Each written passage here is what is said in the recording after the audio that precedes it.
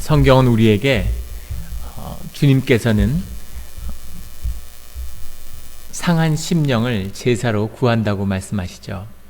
시편 51편에 나오는 주님의 말씀입니다. 상한 심령을 통회하는 마음을 주님이 우리에게 구한다고 말씀하십니다. 오늘 두 사람이 만나죠. 오늘 창세기 44장의 주인공은 요셉과 유다입니다. 요셉과 유다는 상한 심령을 가진 자들이죠. 요셉과 유다가 하나 될 수 있는 비밀, 그 상한 심령의 비밀은 무엇일까요? 왜 주님은 제사가 아니라 상한 심령으로 나오라고, 제사가 아니라 왜 통회하는 마음으로 나오라고 우리에게 말씀하시는 걸까요? 이것이 오늘 44장이 우리에게 주는 주님의 뜻입니다. 오늘의 말씀을 깨달아 통회하는 마음, 상한 심령을 가진 자가 되기를 예수 그리스도의 이름으로 축원합니다. 오늘 44장의 말씀의 시작은 이렇습니다.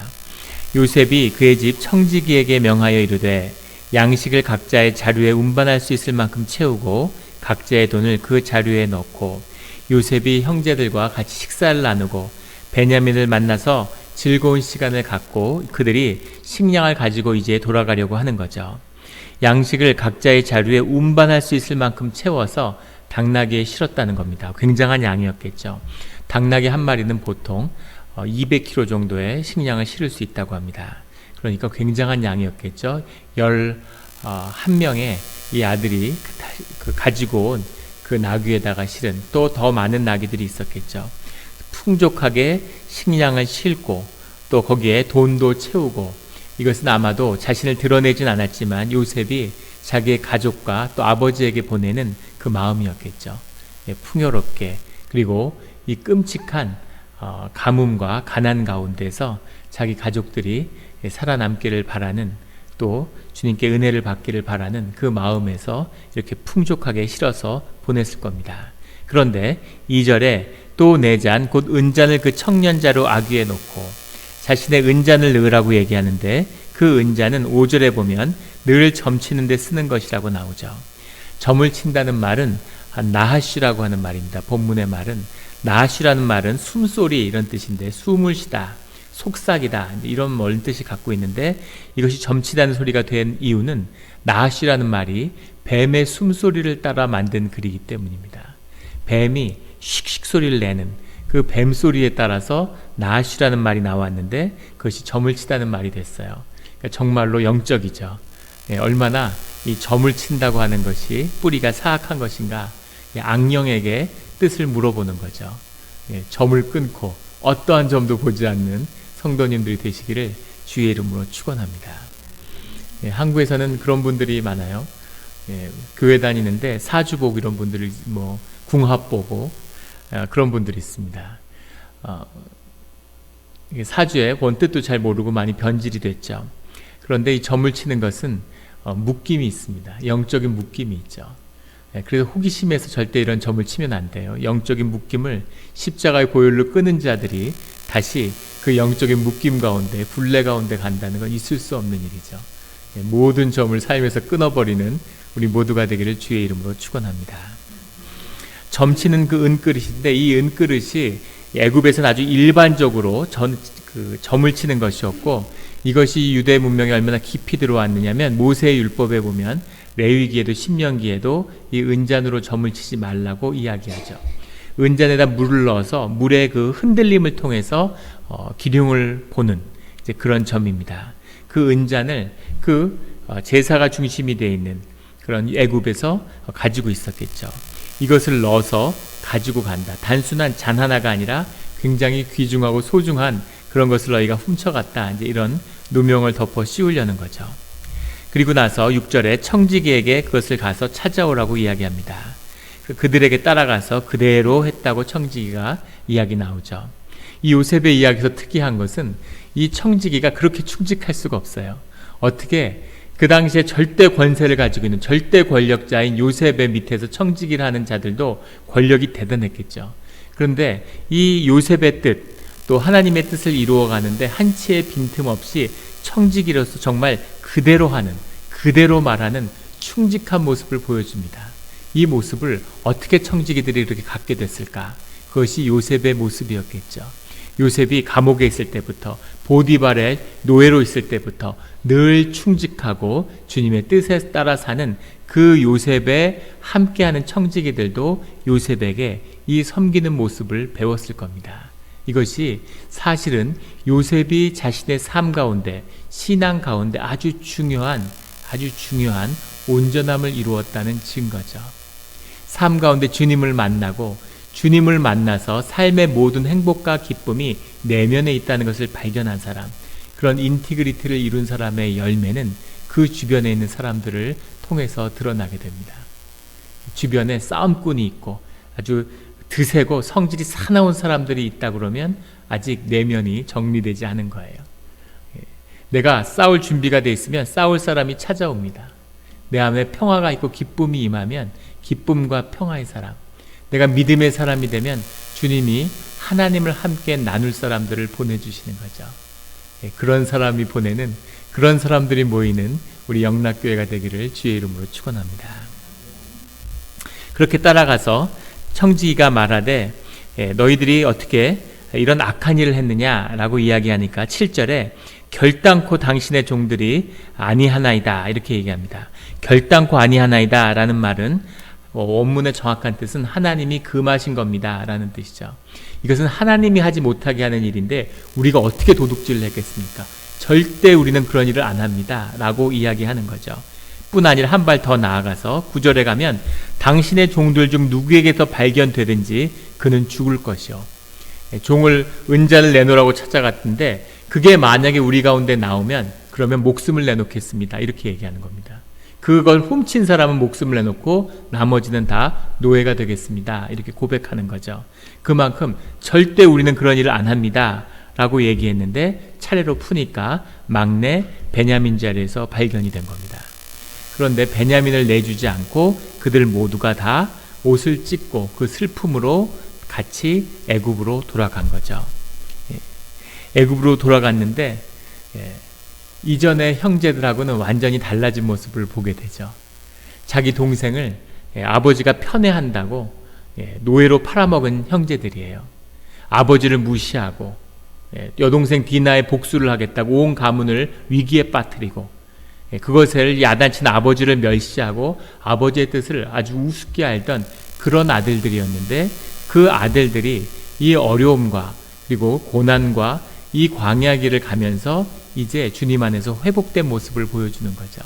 그들이 이제 한 형제의 사랑 가운데 연합되었음을 보여줍니다.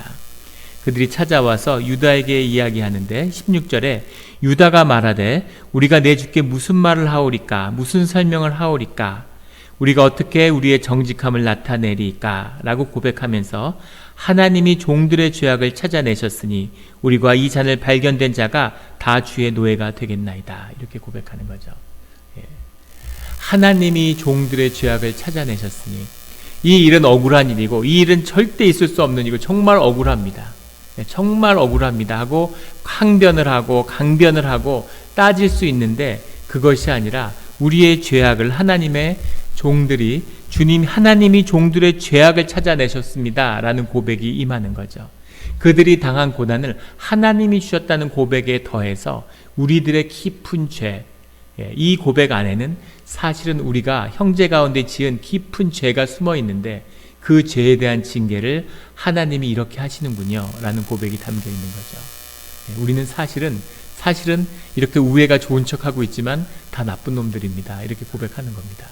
우리는 죽을 죄가 있고 사실은 사람을 죽인 죄가 우리 가운데 있습니다 라는 고백이 임하는 거죠.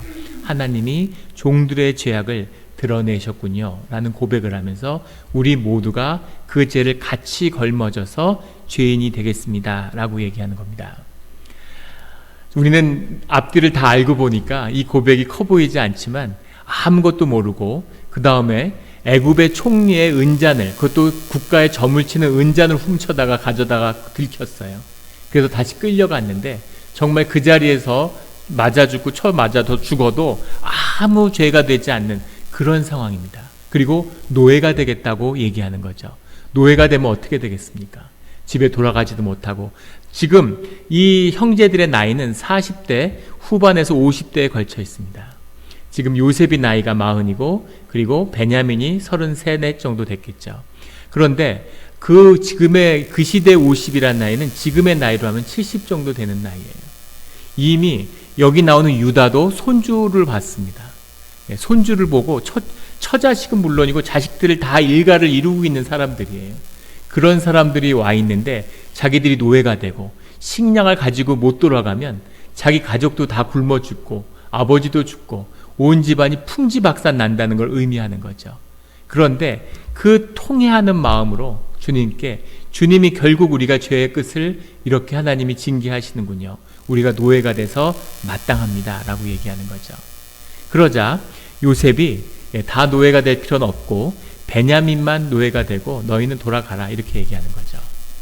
요셉이 그 형제들의 마음의 중심, 언제 나를 팔아넘기던 형제들이 아닌데 하나님께 의뢰하고 하나님을 찾는 그런 형제들이 되었는데 정말 당신들의 중심에 있는 건 뭡니까? 그것을 보고 싶은 거죠. 내 동생 베냐민을 정말 당신들이 이렇게 사랑하고 베냐민을 위해서 다 노예가 될 그런 형제들이었습니까? 그럼 당신들이 왜 나를 노예로 팔았나요? 이런 질문을 가지고 있겠죠. 그런데 중요한 것은 요셉이 보고 싶은 것일 뿐 아니라 그 요셉이 보고 싶은 것이 바로 주님이 보고 싶은 것이라는 거죠. 주님이 이렇게 삶을 우겨쌀 때 그 중심 가운데 가장 깊은 곳에 그 밑바닥에는 무엇이 있느냐, 그걸 한번 보겠다고 주님이 말씀하시는 겁니다. 아마 살아오시면서 삶이 우겨쌈을 당하는 것 같은 일들을 당하셨을 거예요. 일이 되는 게 없고 사면팔방에서 일이 어려워지는, 벼랑에 몰린 것 같고 여기서 떨어지면 다 끝날 것 같은 그런 위기에 몰렸을 때 그때의 신앙이 무엇인지, 정말 그 마음 가운데 주님은 어떤 분이셨는지에 대한 고백이 임하는 겁니다. 주님이 그것을 보시는 거죠. 그게 진짜예요. 하나님이 잘해주시고 무슨 축복이 되고 자녀가 잘 되고 뭐 사업이 잘 되고 정말 좋구나, 이럴 때는 아직 주님을 모르는 겁니다. 정말 힘들 때, 정말 어려웠을 때 주님은 너에게 누구냐라고 주님이 물어보시는 거죠. 지금 이 형제들은 그 질문 앞에 서 있습니다. 인생 가운데 이 질문을 꼭 만나야 되고 이 질문을 만났을 때 우리의 마음의 중심이 나와야 되는 거죠. 그 중심을 만나는, 그 중심이 드러나는 그런 중심을 갖는 우리 모두가 되기를 예수 그리스도의 이름으로 축원합니다. 그 상황이 되었을 때 유다가 나와서 고백을 하는 거죠. 이 베냐민을 안 들어가면 우리 아버지는 죽습니다. 그리고 우리가 왜 베냐민을 데리고 왔는지 거기에 대한 설명을 쭉 하고 30절에 가면 아버지의 생명과 아이의 생명이 서로 하나로 묶여 있거늘, 이렇게 고백하죠. 이제 내가 주의 종 우리 아버지께 돌아갈 때 아이가 우리와 함께 가지 아니하면 아버지가 아이 없음을 보고 죽으리니. 아버지의 생명과 아들의 생명이 하나라는 것을 이제 유다는 아는 거죠. 유다는 이걸 어떻게 알게 됐을까요? 유다도 자식을 잃었기 때문에 아는 거죠. 자기 첫째 아들, 둘째 아들을 앞세우고 그 아들들을 차례차례 앞세우면서 유다의 마음 가운데 깊은 아픔과 상한 마음을 얻게 된 겁니다. 그리고 다말을 통해서 삶의 가장 비참한 자리를 경험했죠. 그리고 나서 아버지의 아픔을 이해하게 된 거죠. 아버지의 마음은 이런 거구나. 자식을 잃은 아버지의 마음이라는 것을 깊이 이해한 유다는 그 상한 마음을 통해서 하나님의 마음도 알게 된 거죠. 상한 마음을 가진 자가 주님의 마음을 만나는 겁니다. 그래서 주님이 우리에게 고난과 삶의 고통을 선물로 주시는 거죠. 그 고난 가운데 주님의 깊은 아픔을 공감하는 자, 이것이 마음이 상한 자고, 그 마음의 상한 자의 기도와 자원하는 심령을 주님이 예배로 받으시는 거죠. 그래서 고난을 겪은 자들은 아름답습니다. 고난을 겪은 자들은 삶을 연합하고 삶이 연결되어 있다는 것을 알아요. 깊은 마음으로 아팠기 때문에 그 삶이 깊이 하나로 연결되어 있는 것임을 깨달아 알게 되는 거죠. 고난을 겪고 나온 자, 광야를 지난 자들은 향기가 납니다. 그런 자들은 가까이 있으면 마음이 푸근해지고 왠지 따르고 싶어지는 거죠.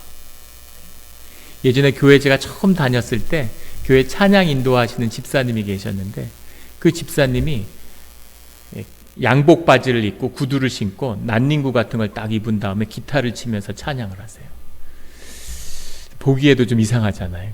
그래서 왜 러닝샷을 새벽에 입고 찬양 인도를 하시냐고 물어보니까 성령의 불이 임해서 너무 뜨거워서 다른 옷을 입을 수가 없어서 그거 벗고 하고 싶은데 그럴 수 없기 때문에 그걸 최소한 입고 그렇게 한다고 하셨어요.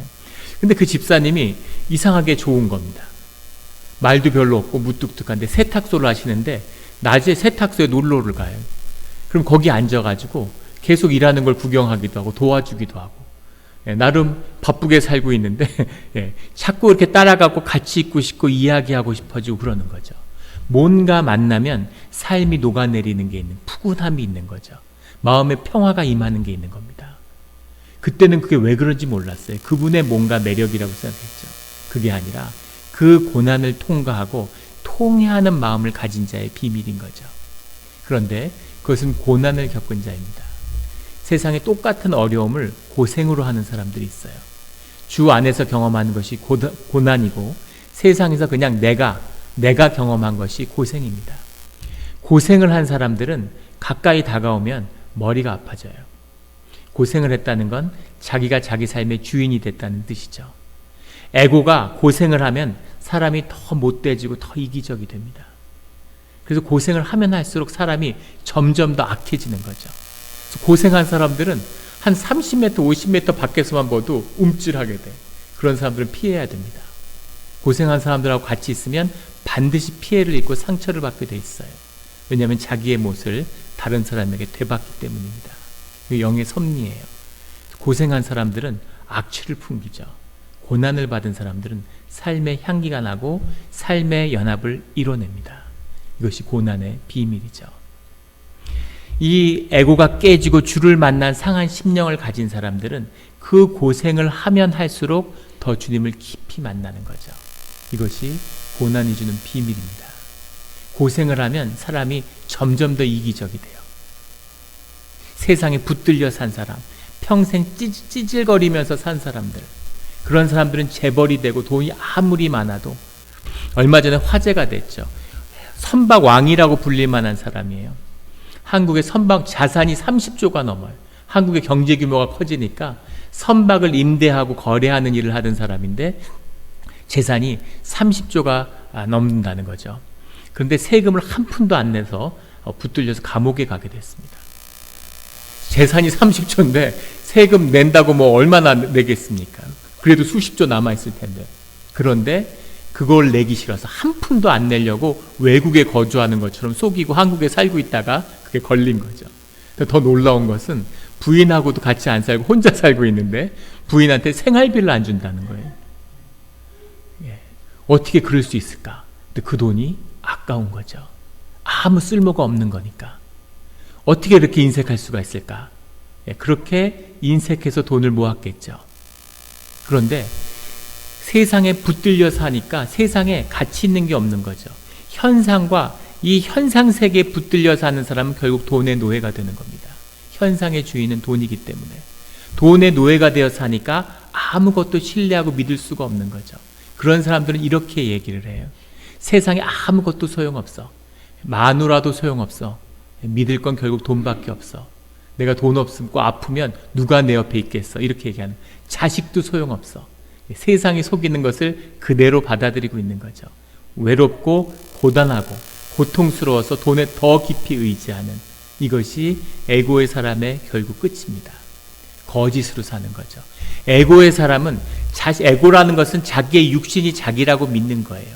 그 거짓을 자기라고 받아들이는 것이 에고의 특징입니다. 에고의 특징은 불신이에요. 왜냐하면 자기 자신이 거짓 위에 서 있기 때문이죠. 그래서 육신이 죽은 다음에 새로운 영의 삶의 길이 열린다는 것을 절대 받아들이지 못합니다. 그런 깊은 불신이 있어요. 교회를 30년 다니고 무슨 뭘 해도 그래도 죽은 뒤에 진짜 천당을 갈까? 정말 하나님이 계실까? 이런 믿음을 떨칠 수가 없는 거죠. 왜냐하면 에고에 붙들려 있기 때문입니다. 나를 높이고 내가 주인 되는 삶을 사는 사람은 천년을 찬양을 해도 절대 주님과 함께 할 수 없는, 이것이 영의 비밀이죠. 주님은 어떤 사람이 만나는가? 주님을 만나는 사람은 영이 깨지고 상한 사람입니다. 이 상한 심령을 가지고 주를 만난 자들은 그 삶이 복되게 변하는 거죠. 모든 저주가 축복으로 변하는 것이 이 상한 심령의 비밀이에요. 오늘 이 유다는 아버지의 생명과 아이의 생명이 하나라는 것을 알게 됐죠. 그래서 이 유다도 아버지와 하나가 되고 형제들도 하나가 된 거죠. 이것이 영의 사람들, 상한 심령에서 경험하게 되는 영의 비밀입니다. 이 상한 심령을 가진 자들만이 삶이 연합될 수 있는 거죠. 그 비밀을 유다는 오늘 보여주고 있죠. 이 앞에는 상한 심령을 가진 요셉이 서 있어요. 요셉은 더 말할 게 뭐 있겠습니까? 형제들에게 팔려서 노예로 와서 감옥에서 살다가 그 온갖 일들을 하나님 안에서 경험했죠. 깨지고 또 깨지고 좌절하고 또 좌절하면서 그 감옥의 밑바닥에서 주님을 깊이 만난 요셉입니다. 깨지고 상한 심령이죠. 요셉도 그 마음을 아는 거죠. 이 상한 심령을 가진 자만이 다른 사람의 삶을 품을 수 있습니다. 에고의 사람은 자식도 품질 못해. 자식이 대학에 떨어져서 비통합 때문에 울고 있는데 부모가 화를 내. 너 때문에 창피해서 내가 밖에 나갈 수가 없다. 누구 집 애든 스탠포드 하버드를 갔다는데 너희 놈의 자식은 이렇게 아버지를 창피하게 만들고 부끄럽게 만들 수가 있어? 난 너 같은 아들 정말 둔 적 없는데 넌 엄마 닮았구나 이러면서. 그런 어떻게 아이가 아파하는데 아빠는 전혀 아프지가 않을까? 아빠는 거짓 속에 있으니까 실제를 전혀 경험하지 못하는 거죠. 내가 부끄럽고 내가 창피하고 내가 으쓱대고 자랑하고 싶었는데 네가 나를 모욕을 해? 예전에 그런 집사님이 계셨습니다. 서울대 전자학과 교수인데 아들이 초등학교 때 주님을 영접하기 전이죠. 당연히 본인도 너무 똑똑하고 천재 소리를 듣고 자랐으니까 애도 당연히 공부를 잘할 줄 알았다는 거예요. 자기 자식이니까. 학교 가면 자기 학교 때 항상 공부 잘하고 똑똑하고 1등하고 인정받는 재미로 살았는데 애가 당연히 그럴 줄 알았는데 애가 공부를 못하는 거예요. 막 야단치고 막 이랬는데 공부를 못하는 거죠. 공부를 못해서 시험을 봤는데 시험을 너무 못 봤는데 야단을 치다가 회초리를 때리다 너무 화가 나가지고 팔이 부러졌대. 애를 막 정신없이 때렸는데 미친 거죠. 자기가 왜 그랬을까? 나중에 주님을 영접한 다음에 자식한테 가서 자는 애를 깨워서 무릎을 꿇고 눈물로 통곡을 하고 사과를 했다는 거예요. 주의 안에서 용서해달라고. 주님이 널 섬기라고 보냈는데 내가 그러지 못했구나 이러고. 이것이 에고의 사람의 문제인 거죠. 나만 귀하고 나만 높임 받아야 되고 내가 섬김 받아야 되고 그걸 깨진 상한 심령을 가진 자들은 어떠한 생명도 부인도 자식도 품지 못하던 자가 모든 사람을 품을 수 있는 마음을 갖게 되는 거죠. 예전에 한 장로님이 선교 사역을 감당하시는데 만주의 탈북한 아이들, 꽃제비라고 불리는 탈북한 아이들을 피난시켜서 쉘터 같은 데서 보호하는 사역을 하는 선교사님을 돕는 일을 하시는 거예요. 그런데 밤에 비가 오면은 이분이 잠을 못 자고 일어나서 그 쉘터에도 비가 오면 비가 새지 않을까? 아이들은 괜찮을까? 그게 걱정이 돼가지고 밤에 잠이 안 오신다는 거죠. 그런데 캘리포니아에 비가 온다고 만주에 비가 옵니까? 만주 날씨하고 캘리포니아 날씨는 전혀 상관이 없는데 캘리포니아에서 오는 빗소리를 들으면서 그 아이들의 추위와 두려움이 느껴지는 거죠. 그게 느껴지는 겁니다. 이것이 영의 비밀인 거죠. 상한 심령을 가진 자들은 그 마음이 깊이 아파오는 거죠. 그래서 그 통회하는 마음으로 누구라도 품을 수 있는 겁니다. 그것이 크리스찬과 통회하는 마음의 비밀이에요. 저 사람이 나한테 이렇게 했어. 예전에 내가 이런 일이 있었어. 이러고 그 일을 묻고 있어서는 안 돼요. 상한 심령, 주님이 구하시는 제사, 그 제사에 연락받은 자들은 그 모든 아픔과 사람들을 품을 수 있는 거죠. 그런 날이 오는 우리 영락 공동체를 보게 되기를 예수 그리스도 이름으로 축원합니다. 그래야 교회가 되는 거죠. 그래야 주의 자녀들인 겁니다. 그것을 품을 수 있는 요셉이 어떻게 형제들을 용서하겠습니까? 자기 노예로 팔아먹은 형들을. 그런데 요셉은 그 형들을 품기 위한 그 앞에 서 있는 거죠. 주님을 깊이 만나고 주 안에서 그들을 용서했기 때문에 주님이 이제 그들을 다룰 수 있는 겁니다. 주님이 그들의 심령을 다뤄서 이제 이들도 주님 앞에 이런 통회하는 마음으로 쓰게 된 거죠. 이제 그들과 요셉이 화해하고 하나가 될 수 있는 그 준비의 때가 된 겁니다. 주님이 이것을 이루기 위해서, 이 교회와 이 이스라엘의 12지파를 이루기 위해서 민족의 역사라는 하나님의 크나큰 축복을 이 앞에서 열기 위한 그 준비가 이제 끝난 거죠. 주님이 이렇게 사람을 준비시키고 주님의 일을 이루어 가시는 분입니다. 억울한 일을 당했다고, 내 인생은 왜 이렇게까지 꼬였을까, 그런 일들을 당했다고 낙심하지 마십시오. 주 안에서 그 모든 것이 축복의 보물로 바뀌는 겁니다. 마쓰시다 고노스케라고 하는 사람이 있어요. 일본에서는 경영의 신으로 추앙받는 사람입니다. NEC라고 하는 마쓰시다 전기라고 하는 회사를 세웠는데 일본의 가전을 대표하는 굴지의 재벌이 됐죠. 우리가 페나소닉이라는 이름으로 잘 알고 있는, 요즘 페나소닉이 예전 같지는 않지만 마쓰시다 회장이 살아있을 때는 페나소닉이 일본을 상징하는 일본 업계의 상징적인 인물이었죠.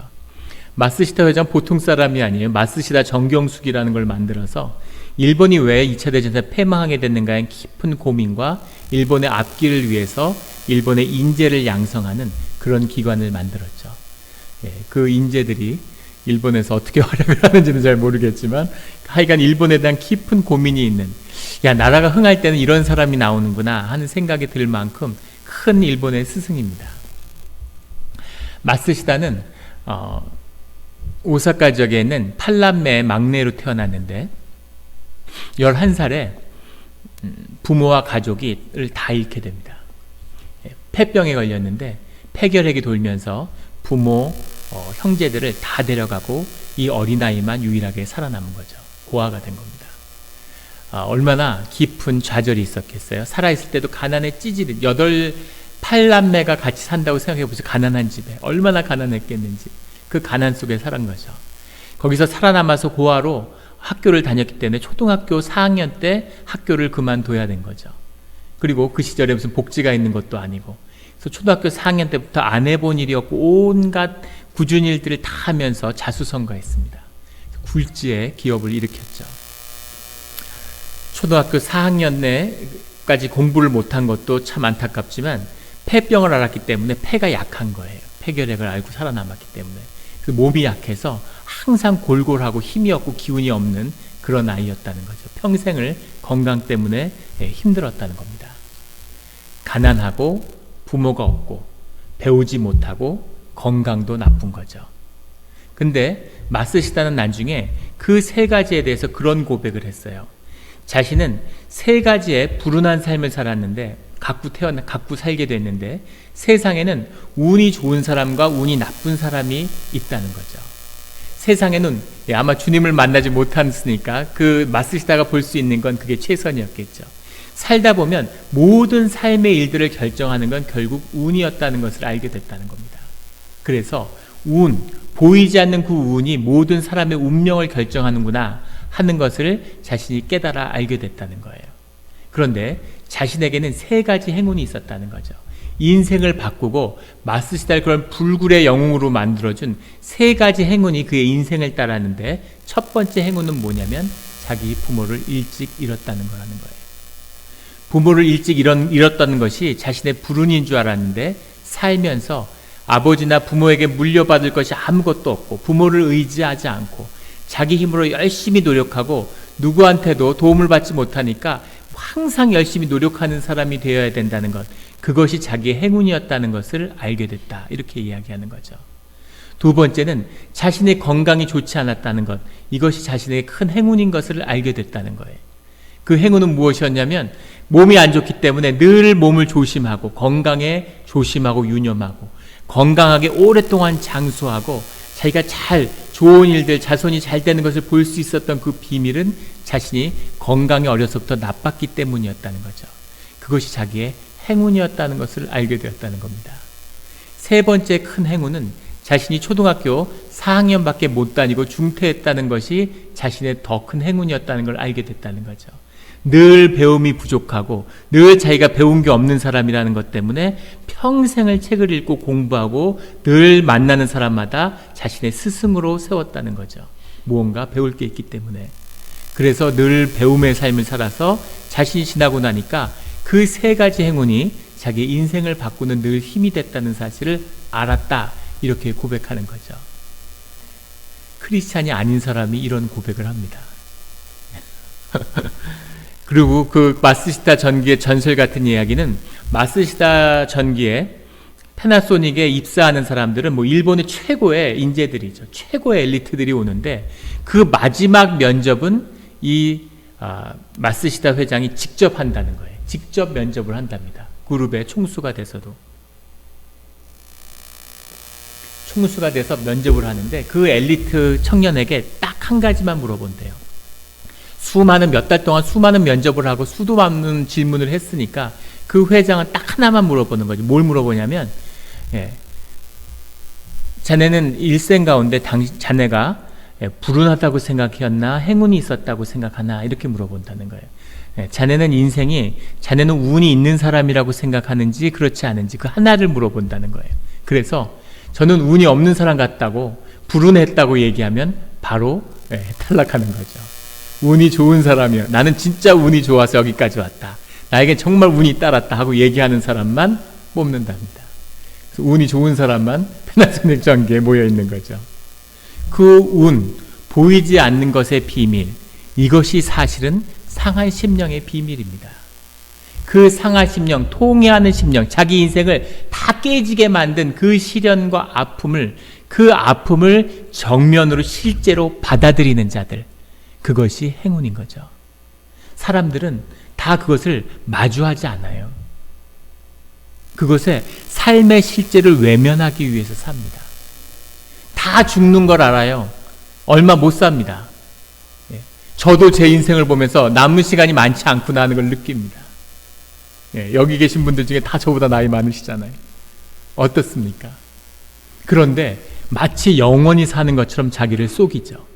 죽음을 마주하지 않아요. 죽음을 준비하고 삶을 정리하고 하나님과 함께하는 삶의 비밀이 무엇인지를 마주하지 않습니다. 삶이 어렵고 힘든 일들이 계속 거듭되고 있는데 그 문제를 마주하지 않아요. 하나님이 역사하시고 하나님이 모든 것 가운데 함께하고 있다고 고백하면서 사실은 하나님을 외면하는 거죠. 운이 없지, 살다 보면 이런 일도 있지. 그리고 주님을 마주하러 나가지 않는 거죠. 크리스찬들은 해마다 주님을 기다린다고 얘기합니다. 대림절만 되면 주님이 오시겠지, 주님이 이번에 오는 것을 마음으로 준비한다고 그러는데 정말 주님이 오시는 걸 기다립니까? 그렇지 않죠. 뭐 오신다고 하니까 언젠가 오시겠지. 올해는 일도 많고, 적금 부은 거 내년에 타는데 올해는 오지 마셔야 되는데 그거 타고 오셔야지. 그게 솔직히 우리의 마음이 아닙니까? 삶의 정말 중요한 문제를, 실제를 마주하지 못하는 것, 이것이 우리의 거짓된 우리의 모습이라는 거죠. 그 거짓된 모습을 주님이 결코 만나주지 않으신다는 겁니다. 예전에 교회 섬길 때 한 권사님이 교회를 안 나와요. 권사님을 만나서 왜 교회를 안 나오시냐, 그러니까 뭐 이런저런 이유를 얘기하는 거죠.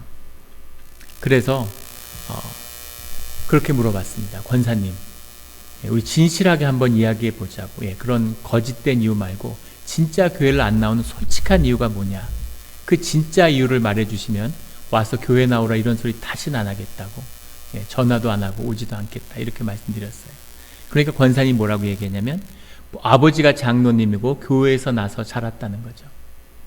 그리고 중고등부 때 회장하고 청년부 회장하고 30대부터 5성교회, 4성교회, 3성교회, 2성교회 올라가면서 여성교회 회장 다 하고, 교회가 규모가 있으니까 애참부장, 선교부장, 부서장 돌아가면서 다 하고. 그런데 별거 없더라는 겁니다. 교회가 그냥 그렇지 뭐, 특별한 거 없고 그냥 사실은 뭐 교회 다니면서 별거 없더라는 거예요. 뭐 별게 있겠습니까? 교회 다 다 그렇고 그런 사람들이 모여서 있는데, 그 질문의 모든 고백을 하나로 정리하면 사실은 하나님을 만나고 하나님이 삶의 답이 되지 못했다는 거죠. 이것이 종교의 유업이에요. 종교 생활을 하는 자의 끝은 그겁니다. 평생 종교 다녔는데 부모 때문에, 친구 때문에 외로워서 이민 와서 한국 사람 만나려고, 그런데 그 모든 것이 하나님을 만나서 정말 그 고난과 고통과 이 이민의 숨막히는 삶 가운데서 그 깨진 심령이 되어서 거기서 그 상하고 통회하는 마음으로 주님을 만나지 못하면 아무것도 아니라는 거죠. nothing이라는 겁니다. 뭐 좀 의미가 있는 게 아니라, 교회 50년 다녀서 무슨 의미가 좀 있는 게 아니라 의미가 전혀 없다는 거죠. nothing이라는 겁니다. 오직 주를 만나는 자만이 그 신앙이 우리 삶 가운데 답이 되는 거죠. 이것이 이 땅에 보내서 우리가 살고 있는 유일한 이유예요. 그래서 우리의 고난이 축복으로 변하는 비밀이 여기에 있는 거죠. 이런 고난을, 이런 아픔을 경험하지 않고도 주님을 만날 수 있는 자는 정말로 복된 겁니다. 주님이 그것을 원하시고 우리 자녀들이 그렇게 되기를 우리가 원하는 거죠. 이 상한 심령과 진정한 신령의 유업이 바로 그 진실한 삶의 중심인 거죠. 저는 이민교회에 희망이 있다고 봅니다. 이민교회가 엉성하고 사람들이 무너져 있고 사람들이 거칠어서 이민교회는 힘들다고 다들 얘기하죠. 그런데 저는 그렇게 보지 않아요. 왜냐하면 이민교회는 상하고 통회하는 마음 위에 세워졌기 때문입니다. 고난과 아픔 가운데 그 본토에서 불러내서 그 광야의 삶 가운데 그 수많은 고난과 아픔 가운데 세워져 있는 것이 교회죠. 그래서 저는 이민교회는 희망이 있다고 믿습니다. 이민교회를 통해서 하나님 나라가 임하면 한국교회도 살아난다고 믿어요. 그래서 그 생명의 키를 이민교회가 쥐고 있다고 믿습니다. 그 비밀이 상한 심령과 통회하는 마음인 거죠. 유다가 이 마음을 얻었다는 것이 얼마나 큰 사건이냐면, 왜 이 사건 하나를, 이런 해프닝 하나를 성경에서 이렇게까지 자세하게 설명할까요? 이것이 신앙의 핵이기 때문이에요. 오늘 우리가 새벽에 나눈 말씀과 똑같은 말씀입니다. 본문은 다르지만, 다른 사건이지만 신기하게 항상 새벽과 수요 집회는 다른 본문으로 가는데 같은 이야기가 만나죠. 오늘 새벽의 본문의 말씀이 뭡니까? 사무엘하 16장에 나오는 아들에게 압살롬에게서 쫓겨서 도망가는 다윗의 이야기잖아요. 세상에 가장 비참한, 신하에게 쫓겨나도 정말 부끄러운데 자식이 자기를 죽이겠다고 쫓아와요. 머리를 숨기고 맨발로 울면서 도망가는 다윗의 모습이죠. 시므이가 나타나가지고 자기 신하였던 자가 돌을 던지고 저주하고 악하고 네 핏값을 네가 치르는구나 이러고 막 저주를 퍼붓죠. 아직도 수백 명의 병사들이 있고 당당한 왕이잖아요. 그 시므이가 아니라 베냐민 지파도 박살낼 수 있는 그런 힘을 아직 갖고 있어요. 근데 그 돌이 날라오는데 그걸 맞으면서 다윗이, 신하가 가서 아비새가 시므이를 당장 칼로 베고 오겠습니다 하는데 그냥 둬라 이렇게 얘기하죠. 하나님이 허락하지 않으면 어떻게 저렇게 하겠냐. 하나님이 저 모습을 보고 나를 불쌍히 여기실지 누가 알겠냐. 그냥 둬라 이렇게 얘기하는 거죠. 마음이 완전히 무너지고 상한 심령이 되어서 통회하는 심정이 된 거죠. 그리고 하나님께 기도하고 하나님을 높이는 겁니다. 근데 그 비참한 상황에서 맨발로 울면서 하는 기도는 주님이 다 들어주시는 거죠. 그렇게 기도를 잘 들어주시는데 왜 좋을 때는 안 들어주시고 이 사람을 이렇게 이 꼴로 만들었을까? 그 꼴이 돼야 상한 심령을 얻게 되는 것이 인간인 거죠. 육신이 상해야 영이 사는 것이 인간의 비밀인 거죠. 우리 교회가 마음을 모아서 금식 기도를 하고 있습니다. 22일째죠. 1일부터 시작하니까 개선하기도 쉽고, 하루하루를 육신을 죽이고 영이 사는 그 선택을 하는 거죠. 주님이 만나시는 마음, 주님이 구하시는 통회하는 마음을 얻고자 하는 우리의 몸부림입니다. 우리가 몸부림을 한다고 해서 얻는 건 아니죠. 그것도 주님이 허락해야 주님이 주시는 겁니다. 그런데 우리가 그것을 원하고 진짜 주님을, 삶의 실제를 마주하는 그런 주의 자녀가 되고 싶다고 주님께 우리의 뜻을 아뢰는 거죠. 그러면 주님이 그 마음을 우리에게 선물로 주실 줄 믿습니다. 이 고난과 이 이민의 삶 끝에 상한 마음을 선물로 얻어야죠. 얻은 분도 계시고 얻을 분도 있고 또 얻기를 원하는 분도 있습니다. 우리 모두가 주 안에서 통회하는 마음으로 주님께 살아있는 신령과 진정의 예배를 드리는 우리 영락 공동체와 교회가 되기를 예수 그리스도 이름으로 축원합니다. 기도드리겠습니다.